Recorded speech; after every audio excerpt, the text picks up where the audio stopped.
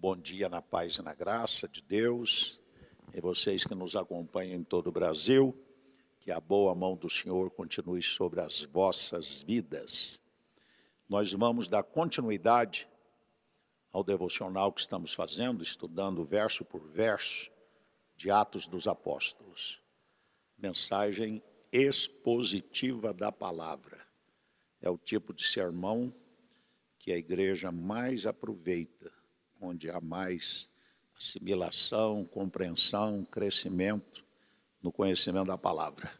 E Deus tem falado conosco, usando vários irmãos no compartilhamento da palavra, trazendo revelações maravilhosas. Mais uma vez estamos aqui com o Bispo Palarone, estamos aqui com o pastor Elias, estamos aqui com tantos pastores, pastoras, né? A missionária Lília também está ali hoje, glória a Deus. Já que eu comecei a mencionar, deixa eu mencionar. Mateus está aqui, amém? Messias, irmão, desculpa, amém.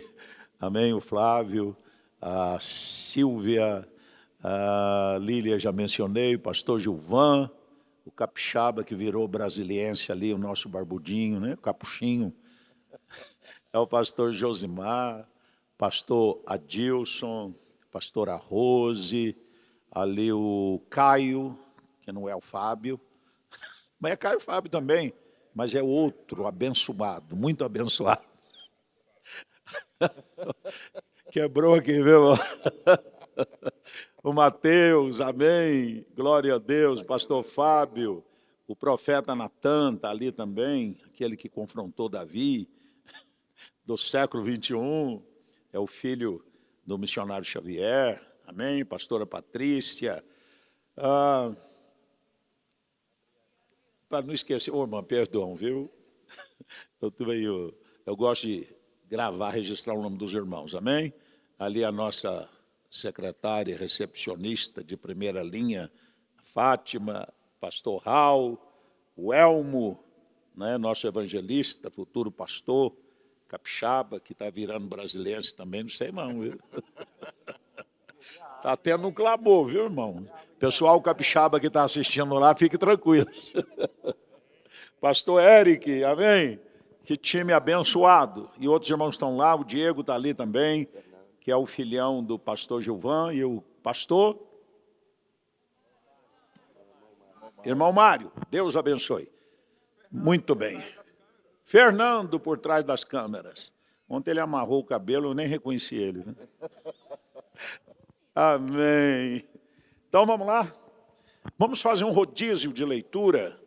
Nós fomos até o verso 10. Vamos avançar hoje a partir do verso 11º. Eu leio o ímpar e os irmãos lerão o par. Dá outro microfone aqui para o bispo. Você puxa aí a voz de couro, com esse vozeirão FM aí, viu, irmão? Vamos lá, então. Quem está alegre, diga amém. Será que sou eu que estou alegre? Tem uma alegria muito grande no meu espírito. Quem está alegre? Quem está feliz aí? Diga aleluia. Aleluia. Glória a Deus. A alegria do Senhor, nossa força é. Amém? Eu já recebi a mensagem da convenção ali, eu fiquei mais alegre. É só cumprimentá-la agora, uma delas.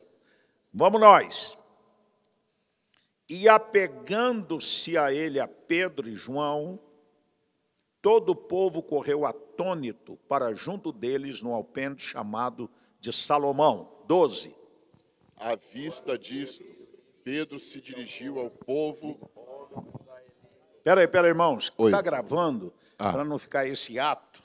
Bota mais perto dos lábios, eu sei que você tem aquela postura assim, mas que é para facilitar. Vamos lá no 3, hein? Então vamos lá. 1, 2, 3. À vista disto, Pedro se dirigiu ao povo, dizendo: Israelitas, por que vós maravilhais disto, ou porque fitais os olhos em nós como se pelo nosso próprio poder ou piedade o estivéssemos feito andar? O Deus de Abraão, de Isaque e de Jacó, o Deus de nossos pais, glorificou a seu Filho Jesus, a quem vós entregastes, e perante a face de Pilatos negastes, tendo ele determinado que fosse solto. Vós, porém, negastes o santo e o justo, e pedistes que vos concedesse um homicida. Pela fé no seu nome, fez o seu nome fortalecer a este que vedes e conheceis. A fé que é por ele deu a este, na presença de todos vós, esta perfeita saúde. Pulou 15. Pulei o 15? Pulou 15. Então vocês leiam o 15, por favor. 1, 2, 3. Desaste, matastes o autor da vida, a quem Deus ressuscitou dentre os mortos, do que nós somos testemunhas. Então vamos para o 17. Agora, irmãos, eu sei que o fizestes por ignorância, como também os vossos príncipes. Mas Deus assim cumpriu o que dantes anunciara por boca de todos os profetas, que o seu Cristo havia de padecer. Arrependei-vos, pois, e convertei-vos, para que sejam apagados os vossos pecados, e venham assim os tempos de refrigério pela presença do Senhor. Espera aí. De novo, o 20. 1, 2, 3. A fim de que, da presença do Senhor, venham tempos de refrigério, e que envie a ele o Cristo, que já vos foi designado Jesus. É a questão de tradução, né? Você está na outra tradução. O versículo encerra aqui, e na minha tradução ele prossegue. Agora é o 21. 21. O qual convém que o céu contenha até os tempos da restauração de tudo, dos quais Deus falou pela boca de todos os seus santos profetas, desde o princípio. Disse, na verdade, Moisés, o Senhor Deus vos suscitará dentre vossos irmãos um profeta semelhante a mim. A ele ouvireis em tudo quanto vos disser. E acontecerá que toda alma que não escutar esse profeta será exterminado dentre o povo. E todos os profetas, a começar com Samuel, assim como todos quantos depois falaram, também anunciaram estes dias. Vós sois os filhos dos profetas, e do concerto que Deus fez com nossos pais, dizendo a Abraão, na tua descendência serão benditas todas as famílias da terra. Tendo Deus ressuscitado o seu servo, enviou primeiramente a vós outros, para vos abençoar no sentido de que cada um se aparte das suas perversidades. Glória a Deus. Então vamos lá, irmãos, de forma compartilhada, nós vamos, desse texto que lemos, você, pastor, pastora, que deseja expor aquilo que veio ao seu coração, você vai pensar daqui um versículo, né, que falou mais ao seu coração, que te deu entendimento, que tem uma aplicação para nós, tá bom? Vamos fazer isso, começando aqui comigo, depois com o bispo, com o pastor Elias, e assim com os demais irmãos e irmãs, levantando a mão, e o microfone irá a você, e você fará a aplicação, tá bom? O entendimento e a aplicação do que você recebeu de Deus aí. Do verso 11, que lemos, até o verso de número 26. Tá bom? Vai olhando aí. Ok? Maravilha. E eu vou por ordem. Apegando-se a ele, Pedro e João e todo o povo correu-se atônito para junto deles ao alpendre chamado de Salomão. O verso 11 me chama a atenção da importância do sobrenatural, do milagre, da cura, dos sinais, prodígios e maravilhas que deve acompanhar a pregação do Evangelho. Lembrando que Jesus exerceu o ministério nas 3 áreas. Jesus pregava, Jesus ensinava e Jesus curava. Está lá em Mateus, capítulo 9, versos 35 a 37. Ministério tríplice. E é exatamente a incumbência que ele nos dá, não é? E em Marcos 16, 15, ele disse, ide e pregai. Pregai o evangelho, anunciai o plano de redenção, salvação. Na sequência ele disse, em meu nome expulsarão demônio, falarão novas línguas, etc. E porão as mãos sobre os enfermos e os curarão. O verso 20 do capítulo 16 de Marcos diz, e eles, tendo voltado, os apóstolos, né, pregavam por todas as partes, e o Senhor cooperava com eles, confirmando a palavra por meio de sinais, prodígios e maravilhas. Em Mateus 28, a partir do 18, Jesus fala da necessidade de ensino. Marcos, ele diz, pregai, e deu a ordem para operar no sobrenatural. Em Mateus 28, 18, ele diz, ide, ensinai, fazei discípulos de todas as nações. Então a igreja tem que seguir os passos do Senhor, pregar, curar e ensinar. Aqui a gente vê o poder de um milagre para atrair multidão. Quando a multidão viu o paralítico, que era conhecido, que ficava na porta formosa pedindo esmola, vendo saltar, louvar, entrar andando no templo, a multidão ficou atônita, né? Ficaram perplexos diante do que acabavam de ver. Nós precisamos restaurar, irmãos, isso. A igreja primitiva, Casa da Bênção nasceu, né, com um ministério poderoso, de sinais, prodígios, maravilhas. Agora, o ponto que erramos e que falhamos é que faltou da nossa parte, como liderança da igreja, dedicar mais à área do ensino, do discipulado, do consolidar o fruto. Jesus disse lá em João 15, 16, eu vos escolhi, vos nomeei para que vades, deis frutos e o vosso fruto permaneça. Apenas esse destaque, bispo Palavra, da importância dos sinais, prodígios, maravilha. Você vai lendo o texto e vai ver que tudo que aconteceu, né? E o fruto depois da mensagem que Pedro prega, são 4.000 decisões, né? Chega a 4.000 decisões. Alguém acha que soma com os 3.000, lá do capítulo 2? Outros acham que são 5.000, mais 3.000, formando 8. Vamos lá. O número não interessa, o negócio é que o povo estava convertendo mesmo, né? Era em massa. Era em massa. Mas o que me chama a atenção, particularmente no versículo 11, é que tanto Pedro quanto João, eles não saíram de casa naquele dia com a intenção de fazer um culto. É verdade. De promover uma reunião pública, não é? Eles saíram de casa, ou de onde estavam, e eles foram ao templo como era o costume. Eles foram ao templo simplesmente para orar. Nada além disso.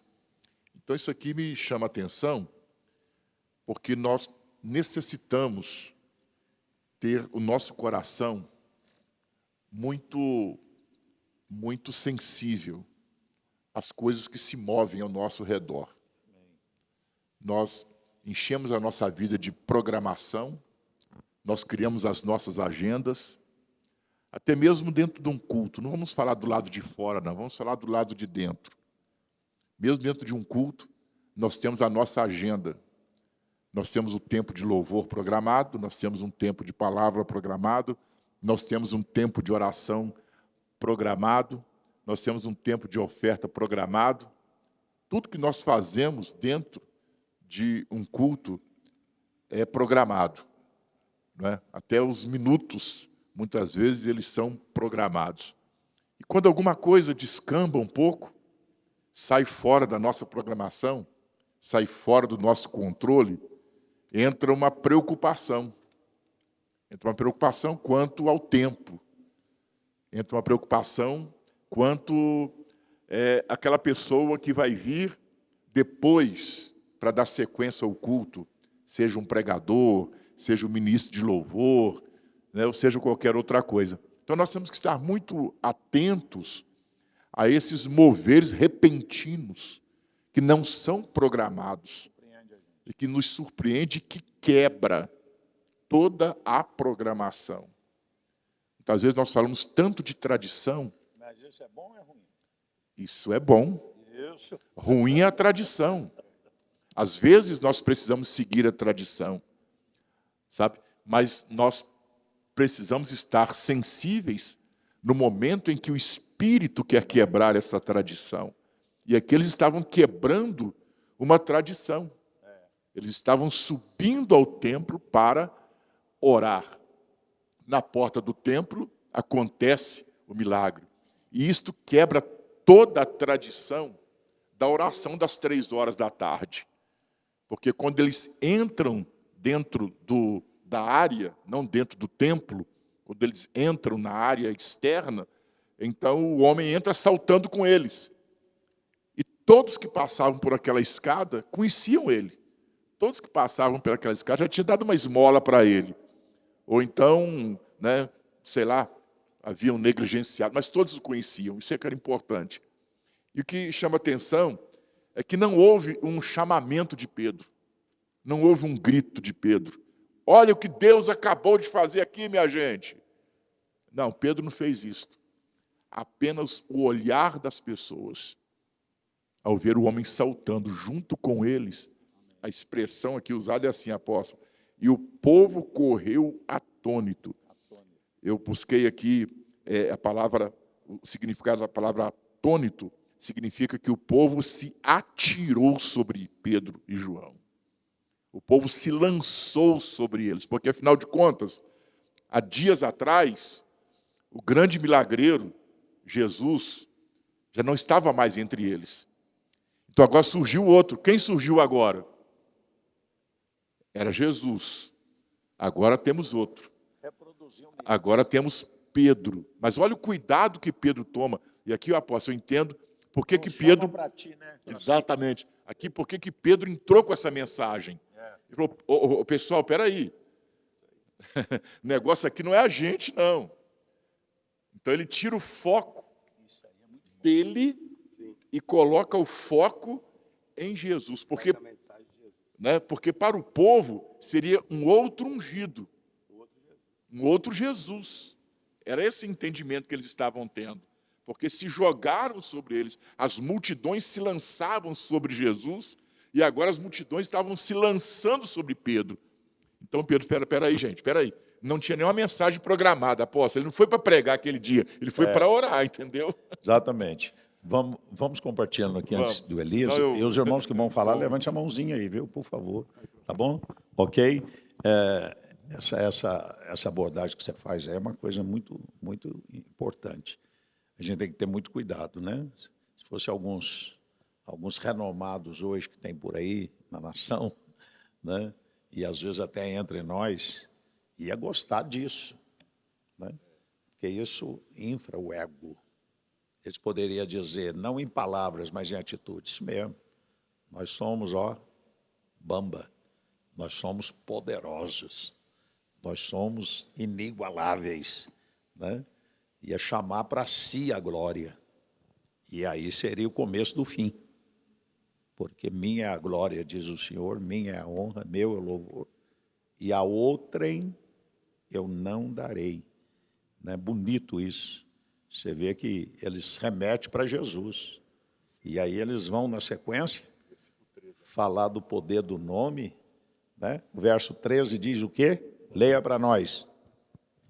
E eles vão falando, e no 13 ele diz assim, olha, o Deus de Abraão, o Deus de nossos pais, o Deus de Jacó, glorificou o seu servo Jesus, a quem vós traístes e negastes perante Pilatos, quando este havia decidido soltá-lo. Então agora ele começa a apresentar o ungido, e não eles os ungidos. Maravilha, glória a Deus. Vai lá, pastor Elias. Meu apóstolo, pastores, todos que estão nos acompanhando agora, interessante aqui de tudo que foi falado, foi a quebra de um protocolo, né? Como o bispo iniciou aqui, muitas vezes nós vamos com o quadradinho da reunião, vai ser isso, vai ser aquilo, e de repente nós detemos uma ação sobrenatural por causa do nosso quadradinho da reunião, do nosso protocolo, isso, tal momento é isso, tal momento é aquilo. E às vezes nós que controlamos o culto. E o culto acaba nem sendo mais de Deus, é nosso, porque nós que estamos no controle. Nós que estamos fazendo, nós que estamos ordenando que hora que vai orar, que hora que vai mover, que hora que vai ter isso. Claro que nós temos que ter um cronograma do culto para organizar. Temos os irmãos que às vezes moram longe. Mas entre tudo isso, o que tem que sobressair é o mover de Deus, o querer de Deus. Porque o culto é para Deus, não é verdade?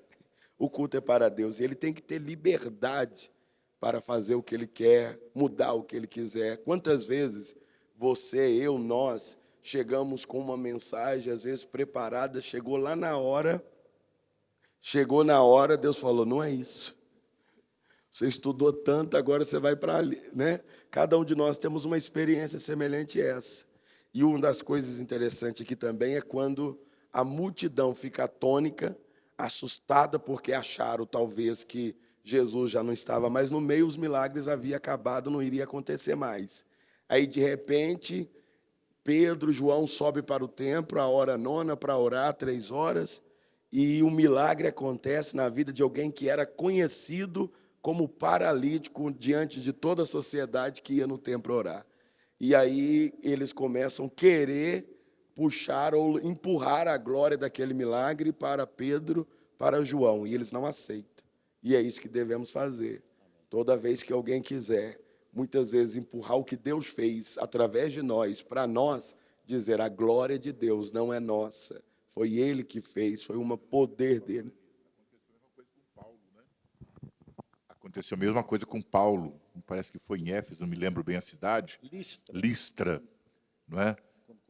Quando curou o paralítico em Listra, vieram queimar incenso para Paulo e jogaram ele como sendo os deuses de Júpiter, de Saturno, de Netuno, de Marte, não sei de onde tinha vindo, não é? E imediatamente Paulo, ele tira o foco dele e aponta para Jesus. Então hoje está faltando, né, nós pregadores apontar muita coisa que é feita na igreja para Jesus. Nós só falamos assim, a minha oração fez isso. Não é a minha oração.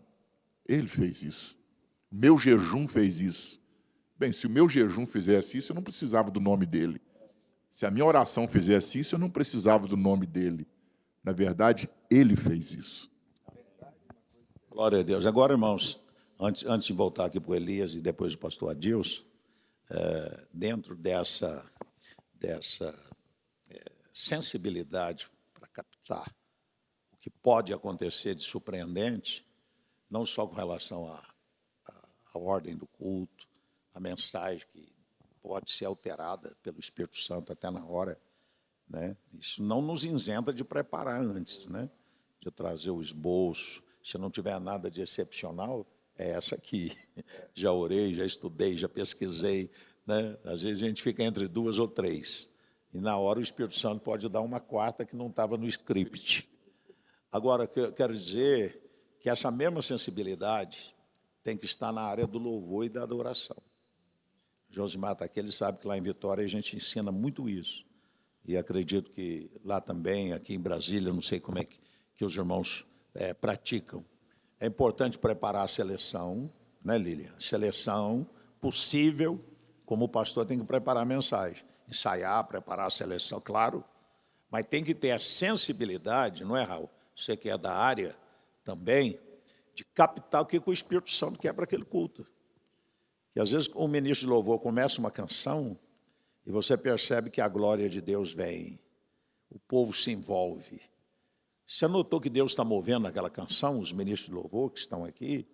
Não tem que, porque eu tenho aqui uma seleção, já mudar para a segunda e depois para a terceira. Eu tenho que cumprir essa seleção, esse roteiro que nós ensaiamos. Às vezes tem culto que o Espírito Santo quer mover-se através de uma canção. Repete ela 5 vezes, 10 vezes, e cada vez vai aumentando de glória, de presença, de quebrantamento. Então, a gente tem que ter essa sensibilidade. E se a pessoa muda, você nota a diferença. Nota ou não nota? O que estava, de repente, mensagem é a mesma coisa. Os pastores que estão aqui sabem o que é isso. Todos nós já erramos em algum dia. E é triste quando você deveria ter ministrado essa e você não teve discernimento, confundiu e ministrou essa. Você pregou, porque você conhece a Bíblia, eu também. Qualquer parte da Bíblia que nós abrirmos aqui, a gente vai ter uma palavra. Mas será ela para aquele culto? Será aquela revelação para aquele culto? Às vezes Deus queria falar com alguém naquele culto através daquela palavra. E às vezes era com um personalizado. E a gente... irmão, a gente fica triste. Eu, quando acontece isso, eu fico para morrer. Né? E vai para o hotel, e vai para casa. Jesus, tem misericórdia. O que aconteceu? Né? Aí chega o irmão, e às vezes, para consolar a gente, fala, irmão, foi uma bênção. Aí você está sabendo que não foi aquilo. Pode ter sido para ele, mas não era aquilo que Deus tinha. Porque, irmãos, olha, nós não somos profissionais do púlpito. E nem somos padres. Eu fui sacristão tanto tempo. E eu aprendi a celebrar a missa, porque era a mesma coisa. Todo dia, 2 vezes por dia. Né? Da igreja a gente tem que ter essa sensibilidade. O que o Espírito Santo quer? Tem um roteiro, mas ele é soberano. A gente tem que ter cuidado. Ontem de manhã, por exemplo, eu não ia pregar nada de obra da carne, fruto do Espírito. Eu já ia entrar em Joel, capítulo 2. Aí o Espírito Santo não deixou. Talvez fosse muito impactante entrar no início com uma palavra mais contundente. O Espírito Santo me levou numa palavra pastoral, né? Que é a palavra de pastor, de cura de caráter, fruto do Espírito, obra da carne. Uma reunião de pastores. Eu fiquei, mas Jesus, não é uma classe de novos convertidos. Ele falou, é essa que eu quero. E depois eu entrei, né, na segunda. Mas na minha cabeça era o contrário. Então a gente tem que ter muito isso. Pastor Adilson, qual verso que o senhor destaca aí, irmão? Ainda no 11º, o início, que tem 2 coisas eu acho muito importantes. A primeira delas diz assim que apegou-se ele a Pedro e João, ou seja, de imediato, além da cura, houve a conversão e ele se torna um discípulo dos discípulos. Ou seja, ele se apegou ali, agora eu não vou sair mais daqui.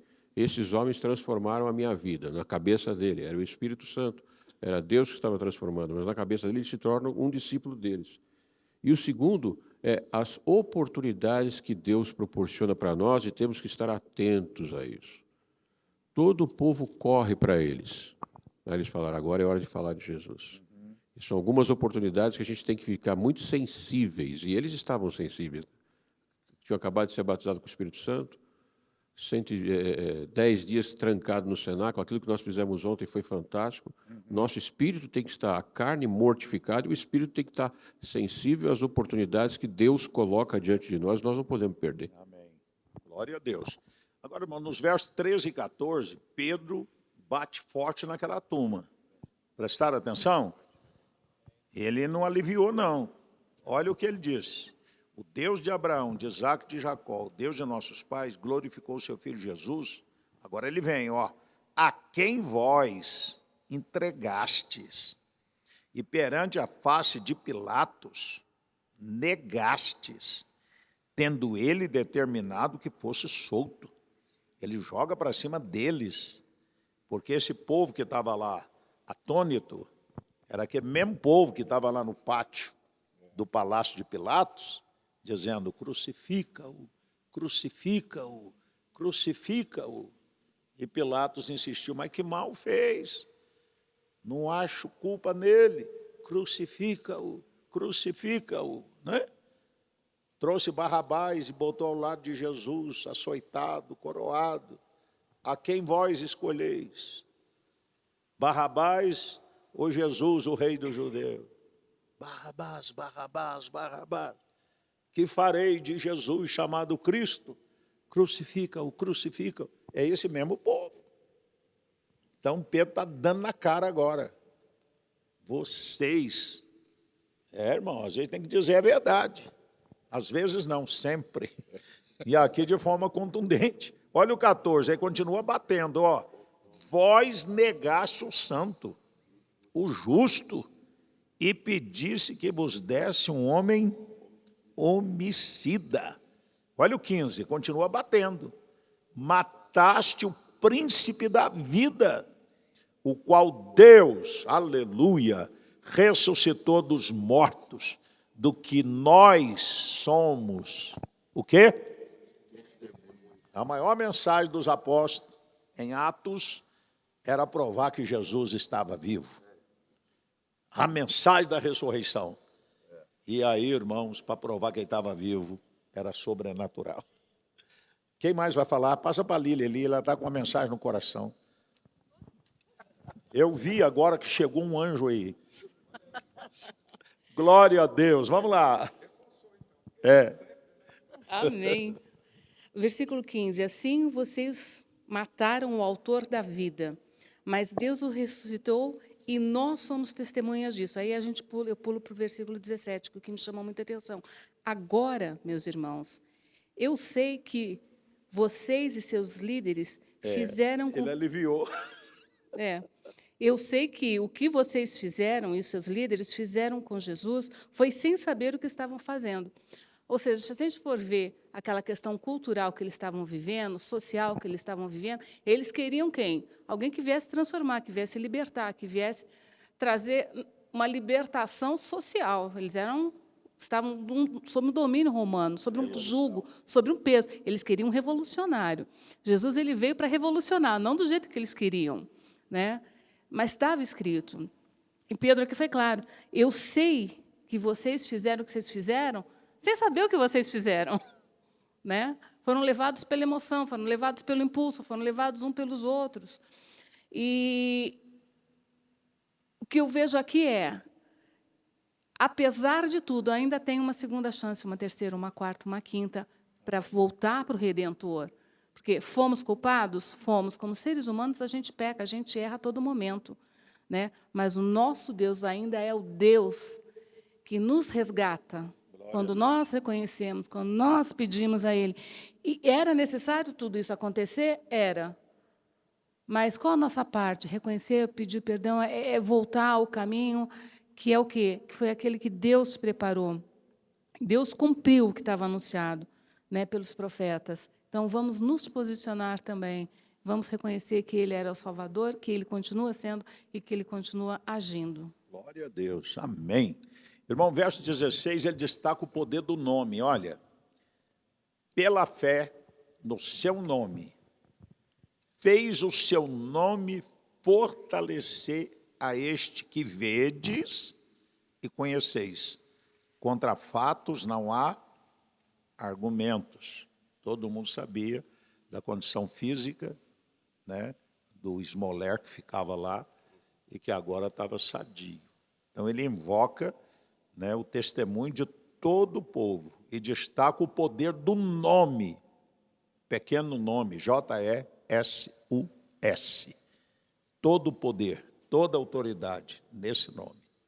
Aquela mensagem que a gente prega sobre nossas armas não são carnais, mas poderosas em Deus para a destruição de fortalezas. O nome de Jesus é uma arma ofensiva, né? Tem armas defensivas na guerra espiritual e armas ofensivas. O nome de Jesus é a arma mais ofensiva que nós temos. Ele disse, em meu nome. Tudo que pedirdes ao Pai, ó, na oração, em meu nome. Né? Deus o exalta soberanamente, Ele dá um nome sobre todos os nomes. Então, aqui ele destaca o poder do nome de Jesus. Eu lembro de uma ilustração verídica, só para a gente caminhar para encerrar, aqui com os dois companheiros que estão ao meu lado, né, já que ninguém mais se manifestou, e a gente está caminhando para o encerramento. Eu lembro de uma experiência verídica, irmãos, de uma grande conferência que estava acontecendo num grande ginásio, que se deu em Recife. E o pregador sentiu aquela atmosfera de peso, né, aquele culto que dava tudo errado. Instrumento desafinado, cantor que errava a letra, e criança gritando e chorando, e movimento, e aquela coisa cinzenta. Tem culto que a gente percebe a atmosfera assim, né? Não prossiga, não. Pare, faz oração de guerra, canta cântico de guerra, até você sentir o céu abrir. E eu sou assim. Eu tenho dia que não começo a pregar enquanto eu não sentir que está conectado, que o povo está ligado. Aí esse pastor tinha experiência nessa área, mais de 15 mil pessoas, aquele ambiente tenso, tudo errado, tudo pesado, ele próprio sofrendo ataques, a mente confusa. Aí ele disse, Senhor, o que eu faço? Aí Jesus falou com ele, usa o meu nome, só isso. Aí ele pega o microfone e começa a repetir dezenas de vezes, Jesus, Jesus. Começa baixinho e vai aumentando, Jesus, Jesus, Jesus. Aí ele tem uma visão de olhos abertos. Na medida que ele ia pronunciando o nome, ele ia vendo muitos demônios em forma de répteis que pairavam em cima do telhado. E na medida que ele ia falando, Jesus, Jesus, ninguém está sabendo o que ele estava vendo. Aqueles demônios, representados por centenas e milhares de répteis, começam a se debater, começam a se alvoroçar. E ele prossegue, Jesus, Jesus, Jesus. E de repente eles começam a sair pelo telhado. E ele, Jesus. E aí a igreja vem toda, Jesus, em coro, sem saber o que estava acontecendo. E foi, e foi, e foi. E ele vendo, e foi saindo, e foi limpando, e foi saindo, e foi saindo, até que saiu o último. Quando saiu, a atmosfera já era outra. A glória encheu. Né, irmão? Então, o mundo espiritual ele é muito real, ele é mais real do que o mundo físico. Às vezes a gente fica muito natural e não percebe essas coisas. Já ontem o Paulo Canuto aqui, né? Foi um momento interessante. Aí começou numa linha que eu falei, Jesus, ajuda ele, tem misericórdia. Eu notei que ele estava entrando num tipo de mensagem que ia ser difícil das pessoas assimilar. Não é? De repente, o profético veio e ele mudou para a questão do meio-dia, que era a palavra. Mudou na hora, né? E deu aquele trovão. São sinais, eu acredito. Tem gente que acha que sinal é só curar e expulsar demônio. A gente tem que estar ligado a sinais. Quem é espiritual percebe essas coisas. Tá bom? Então guarda, irmão, o poder do nome. Ele destaca aqui o poder do nome. Amém? E nós temos o privilégio de usar esse nome. Vamos ficar de pé, vamos fazer 2 breves orações. Agradecendo os irmãos que acompanharam aí em todo o Brasil.